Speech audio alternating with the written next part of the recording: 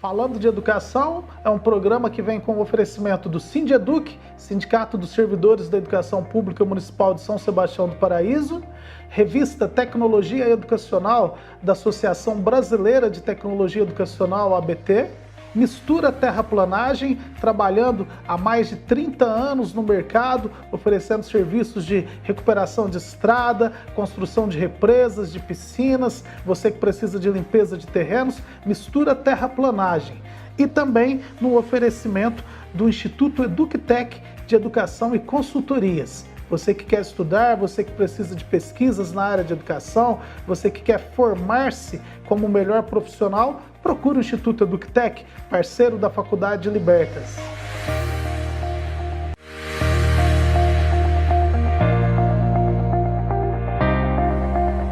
Voltamos com o seu programa Falando de Educação aqui pela Líder TV. Hoje, dia 6 de outubro, ano de 2020, e o primeiro tema que nós vamos abordar, que refletiremos em nosso programa, é a educação especial e inclusiva.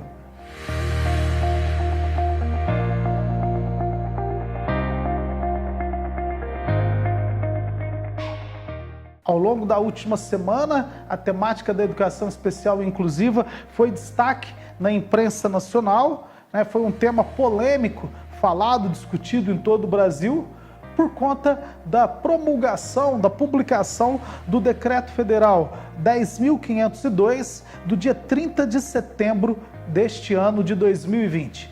O decreto, publicado pelo governo do presidente Jair Messias Bolsonaro, institui a nova Política Nacional de Educação Especial, equitativa, inclusiva e com aprendizado ao longo da vida. Esse é o preâmbulo do Decreto 10.502, de 30 de setembro de 2020.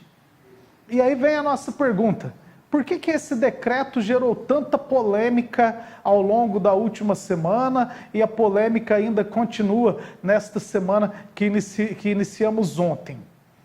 O problema dessa nova política apresentada pelo governo do presidente Bolsonaro, ele vai de encontro com a abertura, ou melhor, a reabertura da possibilidade que as famílias que possuem crianças deficientes ou portadoras de necessidades especiais, como você preferir, né? Porque a polêmica já começa com essa definição temática. Alguns documentos legais ele fala em pessoa deficiente, outros documentos ainda trazem a expressão portador de necessidades especiais. É uma questão apenas conceitual, mas que faz uma certa diferença no dia a dia, né, na especificidade do trabalho com esses cidadãos. E a política que ora é apresentada pelo presidente Bolsonaro, ela prevê, ela traz, como falamos, a possibilidade, né, o retorno das famílias matricularem os seus filhos em escolas exclusivas de educação especial. Qual é o problema que temos nisso?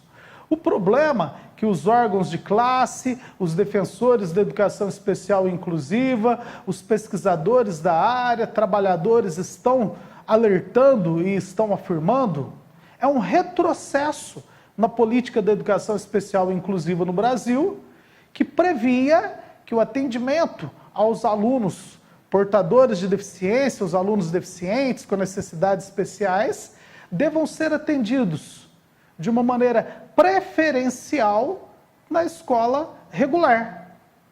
Isso faz diferença? Eu pergunto para você, meu amigo telespectador, para você, minha amiga telespectadora, o que você acha? Qual é o seu posicionamento sobre isso? Seguir o que a LDB determina, o que o Plano Nacional de Educação preconiza, que o atendimento às crianças deficientes deva acontecer em escolas regulares, com uma atenção e com um tratamento especial, um tratamento diferenciado, ou o retorno das escolas exclusivamente, né, para deficientes? Qual é a sua opinião sobre esse assunto? É, de fato, um assunto muito polêmico. E a nossa opinião, enquanto professor, enquanto sindicalista, enquanto pesquisador da área da educação, é que nós devemos manter a política anterior. a política de atendimento da criança deficiente nas escolas regulares. E o porquê disso? O motivo é muito simples. Nós estamos falando de educação especial e inclusiva. A inclusão, ela só vai acontecer se esses estudantes com deficiência estiverem dentro de uma escola regular. Por que ela só vai acontecer dessa maneira? Justamente por conta da diversidade. Vamos imaginar uma criança com síndrome de Down. Se essa criança fica fechada num mundo escolar, no mundo educacional, onde ela apenas tem contato com crianças com síndrome de Down, ela vai ficar restrita o seu desenvolvimento, as suas habilidades, aquele processo e aquela clientela que está sendo atendida pela escola especial de síndrome de Down.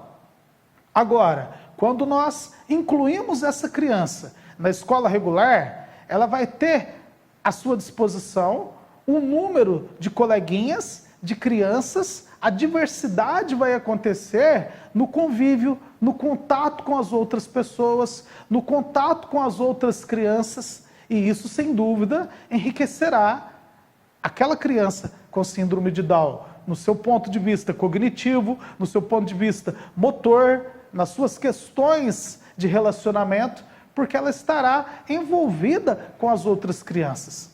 A inclusão, ela não é apenas do deficiente. Nós temos que pensar que a inclusão, ela precisa de acontecer com a sociedade como um todo. E aí, quando nós colocamos o deficiente, seja de uma deficiência física, uma deficiência motora, cognitiva, síndrome de Down, altas habilidades, dentro da escola regular, nós estamos proporcionando o convívio com o diferente, o convívio com a diversidade para ambos os lados. Tanto para a criança tida como regular, aquela criança que não apresenta deficiência, quanto para essa criança deficiente ou com essa habilidade diferenciada. Então, a necessidade da inclusão na escola regular, ela é essencial para que formemos cidadãos que possam compreender a diversidade como uma essência da nossa sociedade. Porque se nós regredirmos ao que nós tínhamos no modelo anterior, ao que aponta agora, o que reabre essa possibilidade que o governo Bolsonaro vem trazendo, nós estaremos privando as crianças deficientes, estaremos privando as suas famílias no contato com a realidade que os cerca. Porque não adianta de nada eu colocar essa criança numa redoma, fechado numa escola especial, se depois o dia a dia dela é de convívio lá na sociedade. E na sociedade nós não vamos encontrar supermercados exclusivos para deficiente, nós não vamos encontrar na sociedade teatros exclusivos para deficiente, clubes, não vamos encontrar lojas de confecções, ou seja, a sociedade ela é diversa, então a educação precisa de ser diversa. Dentre os problemas que nós sabemos que existem para o bom atendimento da criança portadora de necessidade especial, da criança deficiente, podemos destacar a questão da formação dos professores, que aí sim nós identificamos isso como um problema que foi agravado com a questão da inclusão no contexto educacional regular. Mas nós não podemos querer destruir a casa inteira por conta de um tijolo que está rachado. Nós não podemos querer acabar com toda uma política inclusiva só por conta disso. Não seria mais fácil, então, que os sistemas municipais de educação, que o sistema estadual fizesse um trabalho para qualificar os professores da maneira adequada? Eu sou professor da rede pública municipal, não me sinto totalmente preparado para trabalhar com a educação especial. Porque a educação especial ela necessita, de fato, de uma formação específica, ela necessita de um acompanhamento de profissionais que tenham uma especialidade, tanto educacional quanto do ponto de vista mais detalhado, quanto as habilidades, as competências, aquilo que necessita ser desenvolvido com aquela criança deficiente. E aí é claro que cabe então às prefeituras, aos governos estaduais, proporcionar aos professores essa formação de qualidade. Uma outra questão fundamental nesse contexto é a existência de salas de inclusão de salas multifuncionais que possuam recursos em número suficiente e em qualidade suficiente para atender essas crianças. É claro que também nós vamos nos esbarrar na questão dos profissionais. Uma equipe multidisciplinar composta por psicólogo, por fonoaudiólogo, por terapeutas, por neuroeducadores. Uma equipe multiprofissional que tenha neurologista, uma equipe multiprofissional que tenha profissionais que atendam a essas crianças dentro das suas necessidades, das suas exigências, para que o trabalho ocorra de uma forma equânime, para que o trabalho ocorra com qualidade. Então nós não podemos simplesmente aceitar um retrocesso na educação especial com alegações dos problemas que existem. Se já se sabe onde estão os problemas, então vamos trabalhar para corrigir os problemas e para que a educação especial ocorra de uma maneira eficaz em toda a nossa sociedade. Essa polêmica tem sido tão grande que um grupo de deputados federais ingressou ainda na semana passada com um projeto de resolução junto à mesa diretora da Câmara dos Deputados, tentando sustar esse decreto presidencial. Penso eu que ao longo dessa semana teremos novos desdobramentos sobre essa temática e, é claro, você, telespectador aqui da Líder TV, ficará informado com essas informações conforme elas forem acontecendo a nível de Brasil. Continue ligado conosco, Líder TV, levando informação para você.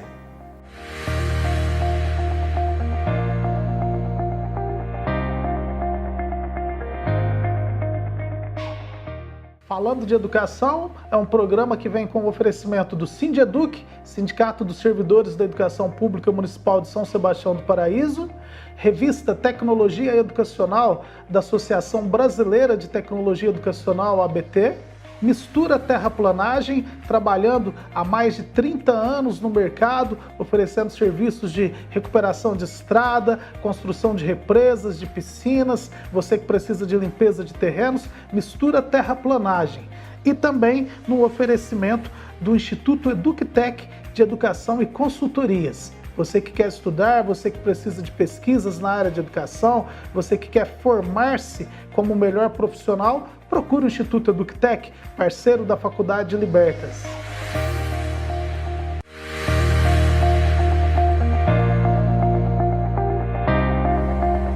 Voltamos com o nosso segundo e último bloco aqui do seu programa Falando de Educação. No bloco anterior, refletimos sobre a polêmica causada pelo Decreto Federal 10.502, do dia 30 de setembro de 2020. O Decreto 10.502, ele prevê a readequação da Política Nacional de Educação Especial e Inclusiva. Continuaremos discutindo sobre esse assunto, falaremos sobre ele em outros programas, em outras oportunidades. Vamos aguardar o que vai acontecer na Câmara dos Deputados ao longo desta semana sobre essa temática. Agora eu quero chamar você, telespectador, você, minha amiga professora, professor, para que juntos, possamos refletir sobre um tema muito importante que ao longo de todo este ano de 2020 tem sido tratado aqui no nosso programa, tem sido objeto de discussão nas rodinhas de professores nas escolas, nas salas de professores, e um tema que agora nós podemos falar que vencemos. É o tema da valorização dos professores. Para a gente falar desse tema, é importante a gente fazer um recorte conceitual, a gente retomar a ideia de que nós estamos falando especificamente da jornada de trabalho, sua professora, sua professor, da rede municipal aqui de São Sebastião do Paraíso. É importante nós ressaltarmos que a lei federal que criou o Piso Nacional do Magistério, ela trouxe consigo a questão do 1/3 da jornada dos trabalhadores da educação. Eu estou me referindo à Lei 11.738 de 2008, que é a lei que regula a questão do piso salarial e que vai dizer que os trabalhadores da educação básica têm o direito de estarem fora da sala de aula 1/3 da sua jornada de trabalho. Ou seja, então, uma lei de 2008 que em nossa cidade, São Sebastião do Paraíso, tem sido discutida há muitos e muitos anos. Ano passado tivemos aquela maravilhosa festa do Pão e Circo, onde foi apresentado, né, um esboço do que se pretendia fazer para a população. De novembro até janeiro, algumas discussões aconteceram. No mês de janeiro, houve reuniões do Executivo, com o Legislativo, com trabalhadores, com representantes dos trabalhadores, para se fechar um texto base. Não houve, de início, um consenso. Esse documento, com a proposta, com o projeto de legislação, chegou à Câmara de Vereadores Municipal e foi, na sequência, objeto de uma audiência pública para poder se definir como ficaria a questão de 1/3 da jornada dos professores da rede pública municipal. Só para relembrar, aqui na rede pública, né, municipal de São Sebastião do Paraíso, um professor ele trabalha 25 horas semanais. Então, 1/3 de 25 horas semanais equivale a 8 horas e 20 minutos. Essa é a carga horária que o professor, seguindo então a lei federal do piso salarial, deve ficar fora de sala de aula. E aí você que não é da área da educação pode estar se perguntando, para que o professor quer ficar fora da sala de aula? O lugar do professor não é na sala de aula? Claro que é, mas é importante a gente destacar que o professor também planeja a aula, que o professor planeja a avaliação, que o professor corrige a avaliação, corrige atividades, que o professor precisa se qualificar, se capacitar. É necessário a gente destacar que o trabalho do professor não é apenas dentro da sala de aula. O que o professor tem de afazeres fora da sala de aula, meu amigo, minha amiga, é essencial para o bom desenvolvimento da educação brasileira. Muita gente talvez não reconheça essas atividades, essas atribuições que o professor desenvolve fora de sala. Nós já discutimos isso aqui, é importante a gente questionar de novo. Será que um juiz leva para casa tanto serviço quanto leva um professor? Será que um médico leva para casa vários prontuários dos seus pacientes, leva várias informações para diagnosticar, para analisar em casa? Com certeza não levam no mesmo volume que leva um professor. Vamos imaginar aí um professor dos anos iniciais que leciona português, matemática, geografia, história, ciências e todos os demais componentes curriculares. Ou um professor do 6º ao 9º ano, ou ainda do ensino médio, que são especialistas num determinado conteúdo e que lecionam em 6, 7 turmas para poder completar a sua carga horária. Imagine na época de correção de prova a quantidade de avaliações que esse professor leva para casa de 6 ou de 7 turmas. Então, quando nós, sindicalistas, quando nós, pesquisadores da área da educação, defendemos a necessidade do professor ter uma carga horária fora de sala de aula, é para que ele possa desempenhar com qualidade e de uma maneira eficaz essas outras atividades que a legislação federal já reconheceu como atividades do magistério, como atividades inerentes à profissão do educador, do professor, e que até então não eram reconhecidas. Então, no contexto da educação pública municipal, 8 horas e 20 minutos é o período que esse professor tem que ficar fora de sala. Não é para assistir televisão, não é para ficar na internet, não é para ficar no Facebook, como muita gente pensa.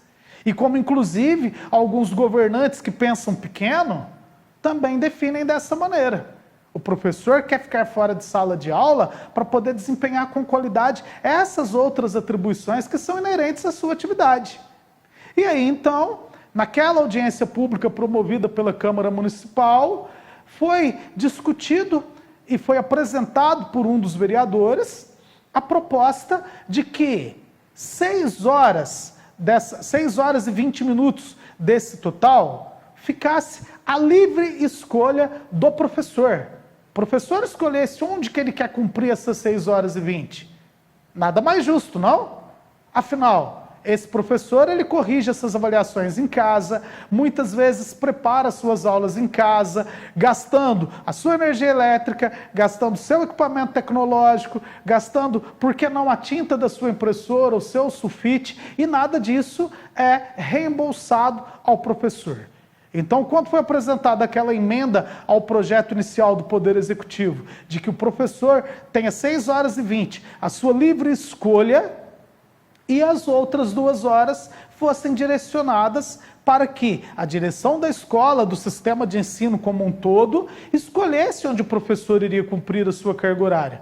O projeto original da prefeitura previa uma divisão igual, de 4h10 para o professor, 4h10 a critério do sistema. Ou seja, era um projeto que não atendia os nossos interesses enquanto educadores, enquanto professores.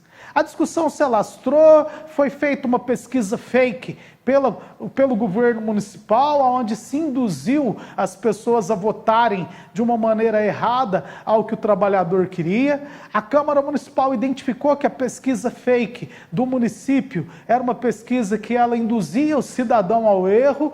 A Câmara Municipal foi lá e, através da Comissão de Educação, fez um trabalho brilhante e realizou, de fato, uma pesquisa verdadeira, aonde 99% dos trabalhadores da educação escolheram a opção que tinha sido apresentada na emenda do vereador. E a emenda, então, ela beneficiava os trabalhadores com 6h20 em lugar a seu critério, a sua escolha, e 2 horas a critério do governo, a critério do sistema de ensino ou até mesmo a critério da direção de escola. A lei foi aprovada com a emenda proposta pela Câmara. E é importante a gente destacar que ela foi aprovada por unanimidade. O que significa isso? Todos os vereadores votaram a favor dos trabalhadores naquele momento. Acabou a novela? Ficou parecendo aquele show que você vai, né? Que o cantor se despede, a hora que ele está virando as costas indo embora, ele volta e vamos cantar de novo. A novela não acabou aí, todo mundo achando, contentinho, que a lei, ora aprovada, já ia ser colocada de fato para se executar, né, para que os trabalhadores fossem beneficiados.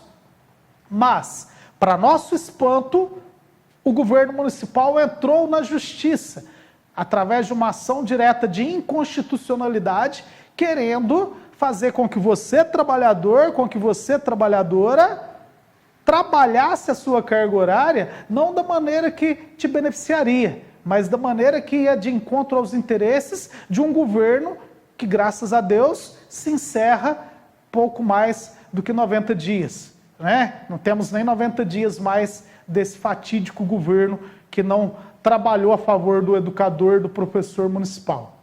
E aí, para nossa alegria e satisfação, recebemos agora, né, no finalzinho da semana, esse documento aqui, né, o parecer do Tribunal de Justiça do Estado de Minas Gerais. Motivo de muita alegria, motivo de muita satisfação, porque o nobre desembargador José Carlos Moreira Diniz, no dia 1º de outubro, às 9h da manhã, 40 minutos e 25 segundos, proferiu a sua decisão. E o desembargador colocou aqui de uma maneira muito clara que a prefeitura estava equivocada. Equivocada em contestar a lei aprovada por unanimidade na Câmara, uma lei que visa beneficiar a você, trabalhador. Então, para nós, é motivo de muita alegria, principalmente para mim, como presidente licenciado do Sindeduc, do Sindicato dos Servidores da Educação Pública Municipal, porque foi uma batalha que você, trabalhador, enfrentou. Foi uma batalha que nós do Sindeduc enfrentamos, foi uma batalha que a Câmara de Vereadores assumiu, quando nós indicamos ao vereador, à Comissão de Educação, a possibilidade de se colocar uma emenda que beneficiasse os trabalhadores. Teve gente por aí que riu, teve gente que fez chacota, dizendo que era um absurdo se colocar 6 horas para o professor escolher onde que ele queria. Mas o nosso pensamento estava correto. A Câmara foi muito sensata, foi muito certeira quando apostou na emenda que nós propunhamos, que o vereador abraçou a causa, que a Comissão de Educação abraçou a causa e que agora nós vemos materializada nesse parecer do Tribunal de Contas do Estado. Então tá aqui, ó, Poder Judiciário do Estado de Minas Gerais, Tribunal de Justiça, desembargador José Carlos Moreira Diniz. Eu vou ler para você um trechinho dessa decisão do desembargador. Ele vai dizer aqui o seguinte, deixa eu pegar aqui na folha anterior, programa ao vivo, é dessa maneira, a coisa vai acontecendo e a gente vai passando para você. O desembargador diz da seguinte maneira: o projeto de lei originário altera um artigo que disciplina a jornada de trabalho do professor. O Poder Legislativo Municipal, com a emenda proposta, somente alterou a forma de distribuição das horas atividades extra-classe do professor que foi estabelecida no projeto de lei originário e incluiu um dispositivo tratando do pagamento do vencimento proporcional ao professor que exerce a carga horária diferenciada. Portanto, numa primeira análise, há pertinência temática, ou seja, a prefeitura queria discutir que a Câmara tinha sido errada em propor uma nova redistribuição da carga horária, mas o desembargador disse que não, que é possível. E aí o desembargador continua. Quanto ao aumento de despesa, que era o que a prefeitura alegava, a princípio não se verifica, pois os dispositivos objetos da emenda não aumentam a jornada de trabalho do professor, o que levaria a uma majoração do vencimento. E aí ele vai discorrer, ele vai continuar dizendo aqui sobre a sua decisão, ele cita que o município, mais uma vez, se manifestou errado no pedido que o município fez ao Tribunal de Contas, e aí ele vai encerrar dizendo: ou seja, as necessidades do grupo específico de professores não estão sendo negadas e ignoradas, já que, assim como no projeto de lei original, a emenda parlamentar concede o mesmo número de horas de atividades extraclasse.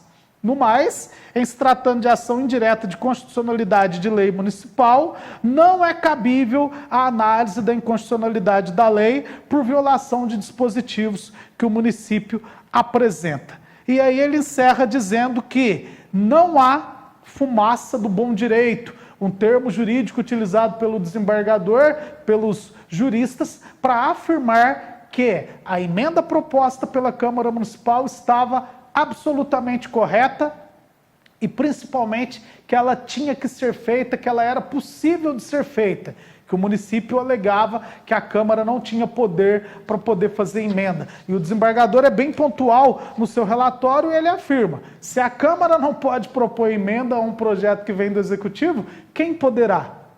Então fica nesse dia 6 de outubro a nossa alegria externada, o nosso parabéns à Câmara Municipal dos Vereadores, na pessoa do seu presidente, vereador Lisandro José Monteiro, dos vereadores integrantes da Comissão de Educação e de todos os demais vereadores. A vocês, 10 vereadores municipais, o nosso muito obrigado, porque vocês souberam nos honrar, souberam reconhecer o trabalho e a importância do educador. Agora, que não tem mais mimimi, que não tem mais churumela, que não tem mais conversinha fiada, cabe ao Poder Executivo mostrar a sua competência, mostrar que tem habilidade para isso e colocar a lei em prática o mais breve possível. Não é possível que vai terminar o governo nesse nhenhenhé, nesse mimimi, sem que se implemente uma lei que foi para beneficiar os trabalhadores. Eu confio na pessoa do senhor prefeito, eu confio na pessoa da senhora secretária e tenho certeza que mais agora do que nunca que a justiça determinou, vocês vão colocar a lei para funcionar em favor do trabalhador. Esse é o seu programa Falando de Educação, aqui pela Líder TV, levando para você reflexões, análises, comentários sobre aquilo que acontece na educação municipal, na educação estadual, na educação do Brasil e do mundo. Ter conhecimento é uma maneira de se construir cidadania. Construindo cidadania, com certeza, nossa sociedade será melhor para todos nós. Fique com Deus, até a próxima semana.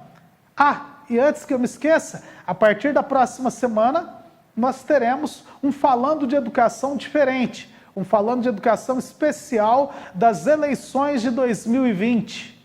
eu receberei aqui nos estúdios da Líder TV todos os 6 candidatos ao cargo de prefeito municipal de São Sebastião do Paraíso, para que possamos refletir sobre as propostas de governo de cada um dos 6 candidatos para a educação municipal. Os candidatos estão recebendo o convite da Líder TV.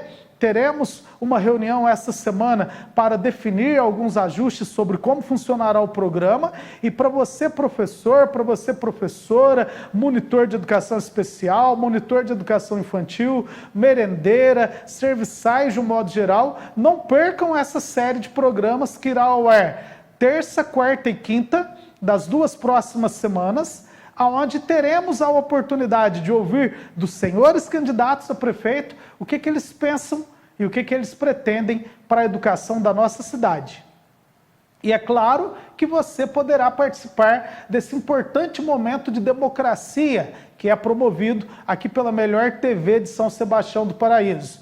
Como que você poderá participar? Enviando as suas perguntas pelas redes sociais da Líder TV, pelo nosso WhatsApp, pelo nosso e-mail do programa Falando de Educação. falandodeeducação.ssp@gmail.com. Você coloca para qual candidato vai a sua pergunta e qual é a sua pergunta e acompanhará ao vivo o nosso programa entrevistando os candidatos sobre a temática exclusiva da educação. Então, já tem um encontro marcado com você, próxima terça-feira, dia 13 de outubro, ao vivo, às 18h30, aqui pela Líder TV. Meu boa noite a você, me despeço com muita satisfação e com muita alegria de ter estado em sua companhia nesses últimos minutos aqui dessa noite de terça-feira. Meu muito obrigado, até semana que vem.